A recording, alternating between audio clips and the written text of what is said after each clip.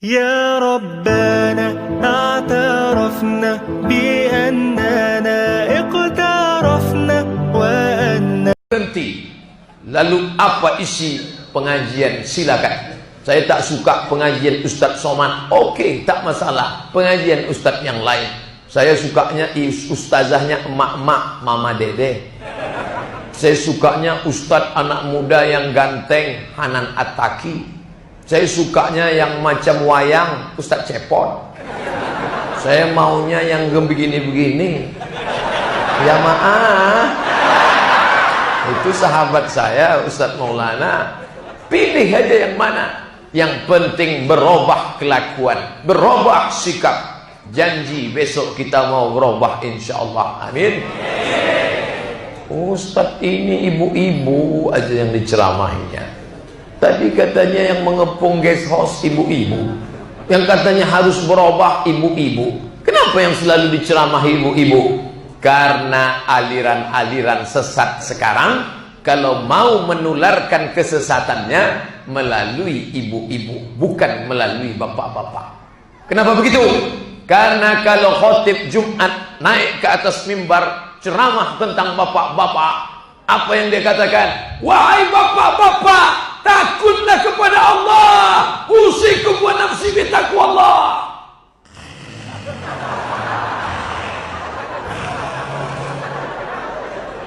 Yang 100 di masjid itu, yang bisa membawa cerita itu pulang lengkap ke rumah 50. Dari yang 50 itu, yang istrinya mau mendengarkan 20. Dari yang 20 itu, yang istrinya mau mengamalkan 10. Itulah cuma. Tapi kalau Ustadz berceramah ke ibu-ibu 100 orang, yang 100 itu akan memaksa suaminya menjadi 200. Yang 100 itu akan mengajak anaknya 2 orang menjadi 400. Dan ada pula menantunya 1 menjadi 500. Cucunya tak ketinggalan menjadi 600. Makanya bapak ibu yang mau melancarkan produknya, pasarkanlah ke ibu-ibu.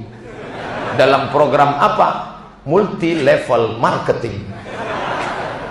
Setiap program lewat ibu-ibu. Makanya kalau ibu-ibu yang selalu disinggung dalam ceramah, ibu-ibu jangan sakit hati. Sebenarnya Ustadz punya perhatian yang luar biasa terhadap ibu-ibu.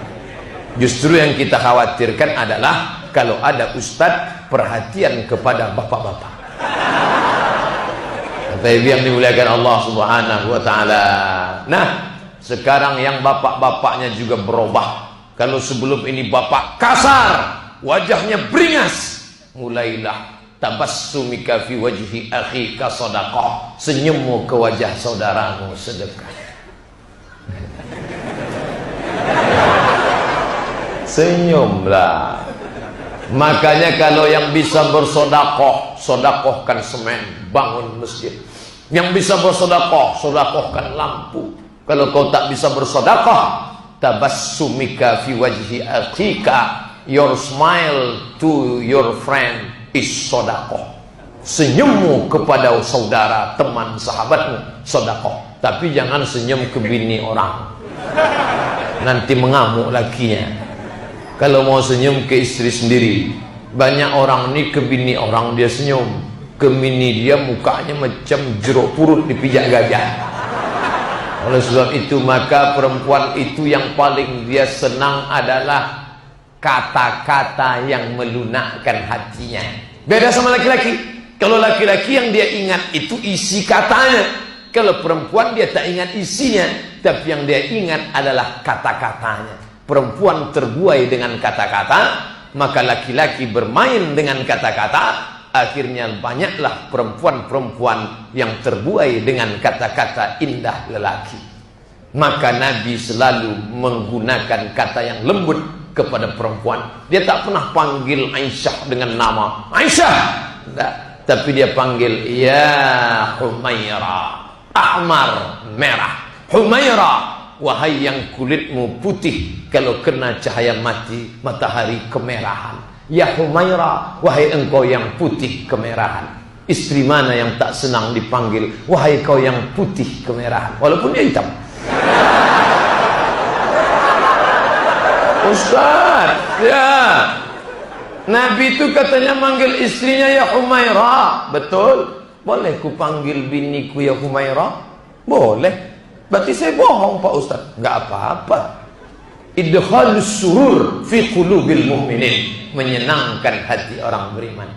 Kapan mulai? Balik dari sini langsung. Assalamualaikum. Waalaikumsalam. Ya Humairah. Apa artinya itu bang? Wahai engkau yang putih kemerahan. Luar biasa abang malam ni ya. Aku sudah hijrah adinda. Begitu. Ini enggak terlalu jujur. Bini hitam dipanggilnya ya Hajar Aswad. Ngamuk lah dia. Tersinggung dia. Maka kata-kata itu terngiang di telinganya. Wahai engkau yang putih kemerah-merahan. Tapi yang dimuliakan Allah, Nabi SAW pulang dalam keadaan lelap tidur Aisyah. Assalamualaikum. Tak dibukakan pintu. Assalamualaikum. Tak dibukakan pintu. Assalamualaikum. Tak dibukakan pintu. Nabi tidur di depan. Besok pagi Sayyidatuna Aisyah radhiyallahu anha buka pintu, dia tengok, astaghfirullahaladzim, maafkan aku wahai Rasulullah. Kata Nabi, no problem, tak masalah. Sedikit pun Nabi tak pernah mengeluarkan kata-kata kasar. Tapi kita lihat laki-laki hari ini, wow. Memang dia tak marah, tapi engsel pintu tu hilang. Ini luar biasa. Hijrah, mari kita hijrah. Kalau mau nunjukkan keganasan, kalau ada laki-laki di Palembang yang ganas, yang kasar, tolong kita kirim ke Rohingya untuk menghadapi Aung San Suu Kyi, untuk menghadapi teroris tak berbulu bernama Asun Wiratu. Gundul. Pejamkan mata, bayangkan kata teroris. Dulu kalau sudah disebut kata teroris, katanya berjenggot, teroris berjubah, teroris bersorban. Ternyata itu semua buatan barat. Allah tunjukkan teroris yang sebenarnya. Ini dia, the real of terroris, true teroris. Siapa dia? Rambutnya tak berbulu, dagunya tak berbulu, bukan sekedar tak berjahit, malah tak bercelana sama sekali. Nih kenyataan, fakta, real, data, nyata. Mereka ingin memadamkan cahaya Islam, ingin memfitnah Islam. Yuriduna yutfi'u nurallah wallahu mutimmu nurihi. Allah sempurnakan cahayanya. Kalian ingin memfitnah orang Islam, Allah tunjukkan secara nyata. Nih dia, Abdul Somad kalian fitnah, Allah bangkitkan secara nyata. Akhirnya Palembang membuka pintu untuk Abdul Somad. Nyata. Ustadz Abdul Somad, mohon maaf ya Ustadz, untuk Ramadan ini Ustadz tidak lagi usah ceramah ke perusahaan kami, karena menurut laporan Ustadz adalah anti NKRI, Ustadz anti kebinekaan. Allah tunjukkan yang memfitnah-fitnah ini tak betul. Hari ini gua keluar gambar Abdul Somad disandingkan dengan Jenderal Sudirman. Baru mereka tahu. Disangkanya Abdul Somad ini mirip Komandan Kodim apa? Jenderal bintang 5. Baru dia tahu. Saya pun baru tahu sekarang saya mirip Jenderal Sudirman. Makin pede aja saya ceramah. Assalamualaikum. Jangan fitnah-fitnah orang. Islam mengajarkan tabayyun, klarifikasi. Maka bapak-bapak, tampilkanlah wajah yang ramah, yang senyum. Saya termasuk laki-laki yang susah senyum. Setiap berfoto, senyumlah Pak Ustaz. Senyumlah Pak Ustaz. Akhirnya sekarang kalau foto senyum aja saya. Dah. Apa maknanya? Ada perubahan. Semua bisa berubah. Aku tak bisa berubah. Satu-satunya yang tak bisa berubah nih, bunga plastik. Lain daripada itu bisa berubah. Semuanya mengalami perubahan. Mari kita berhijrah. Dalam kurung, mari kita berubah. Badan Dakwah Islam RU 3. Apa artinya? Mana saya tahu.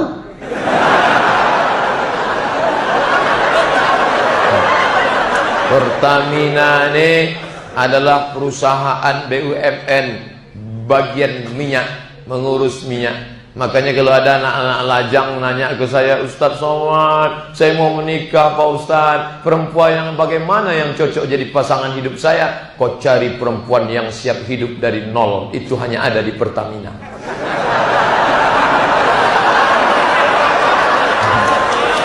Mana ada perempuan lain siap susah? Perempuan lain cobalah tanya, maukah engkau hidup mengawaliku dari nol? Sorry ya bang, tapi di Pertamina mereka yang ngomong ke kita dari nol ya bang. Hebatnya. Berubahlah. Nih anak-anak gadis yang matre, berubah kalian.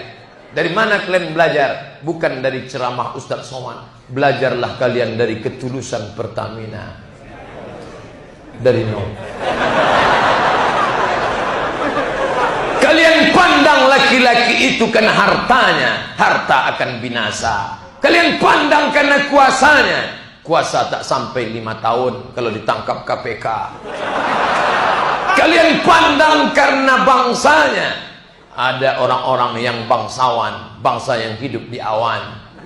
Ketika hujan lebat, awan pun hilang.